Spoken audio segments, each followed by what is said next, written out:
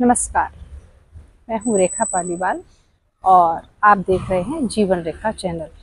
आज हम बात करेंगे भस्त्रिका प्राणायाम की। यदि आप दमा से पीड़ित हैं, यदि आपको अस्थमा है, साइनस है, कैंसर है, लंग से जुड़ी कोई समस्या है, यदि आपको कमजोरी रहती है शरीर में, आप ताकत महसूस नहीं करते, तो हर रोज करें 5 मिनट भस्त्रिका प्राणायाम।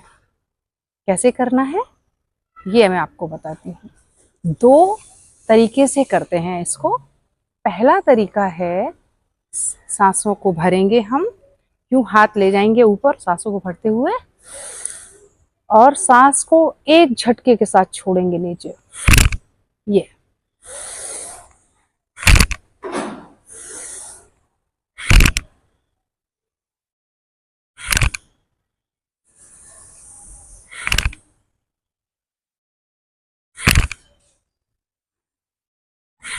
सांस भरने पे आवाज करें, सांस भरने पे आवाज ना करें, सांस छोड़ने पे आवाज करें। एक झटके के साथ सांस आपको छोड़नी है। इससे होगा क्या, आपके लंग्स मजबूत होंगे और आपकी यदि नाक की हड्डी कुछ लोगों की टेढ़ी हो जाती है तो वो सीधी रहेगी और आपको जल्दी से सर्दी जुकाम नहीं पकड़ेगा। यदि आपको सर्दी जुकाम है, दोनों नाक बंद हैं, तो उस समय ना करें या फिर अपने एक नोस्ट्रल को बंद करें, दूसरे नोस्ट्रल से सांस लें और छोड़ें, लें और छोड़ें। उस नोस्ट्रल को खोल लें जो नोस्ट्रल बंद है। यदि दोनों ही बंद है तो पहले राइट को बंद करके लेफ्ट से लें, लेफ्ट से छोड़ें, फिर लेफ्ट को बंद करके राइट से लें, राइट से छोड़ें। अपने दोनों नोस्ट्रल को खोल लीजिए, तब करिए।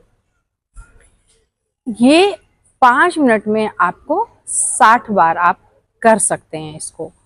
अगर आप जल्दी थक जाते हैं, आप में ताकत नहीं है, तो फिर आप इसके 20 राउंड करने के बाद रुक जाइए, फिर से 20 राउंड कीजिए और फिर रुक जाइए, फिर से 20 राउंड कीजिए।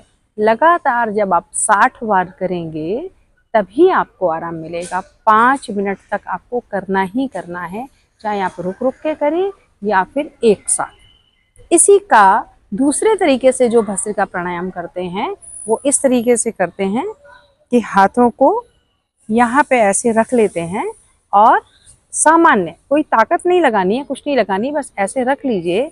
या फिर आप सिंपल कोई भी मुद्रा बना के भी बैठ सकते हैं और सांसों को भरेंगे और एक झटके के साथ छोड़ेंगे।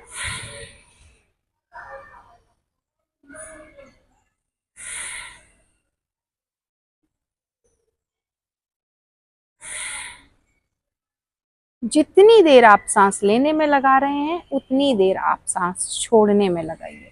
और ये भी ध्यान रखिए इसके साथ साथ कि सांस आप फेफड़ों में भरेंगे और यहाँ डायफ्राम तक भरेंगे बस, इससे नीचे पेट में सांस नहीं भरेंगे। क्योंकि भस्त्रिका प्राणायाम ज़्यादातर हमारी लंग्स की समस्याओं के लिए है।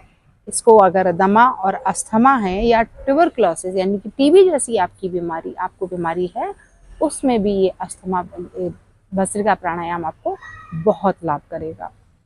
इसी के साथ एक चीज और ध्यान रखने वाली है कि यदि आपको हाई बीपी है, यदि आपको कोई ऑपरेशन हुआ है, यदि आप अपनी कोई कमजोरी महसूस करते हैं, तो इसको आप धीमे धीमे करेंगे। कैसे?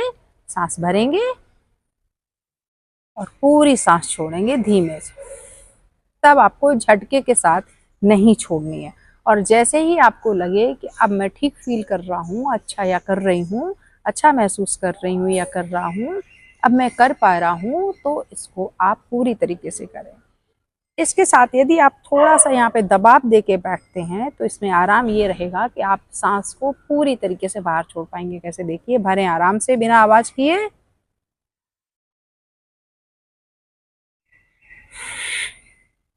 पूरा। जब सांस छोड़ें तो पेट आपका अंदर की तरफ खिंचना चाहिए। आज के लिए इतना ही। धन्यवाद।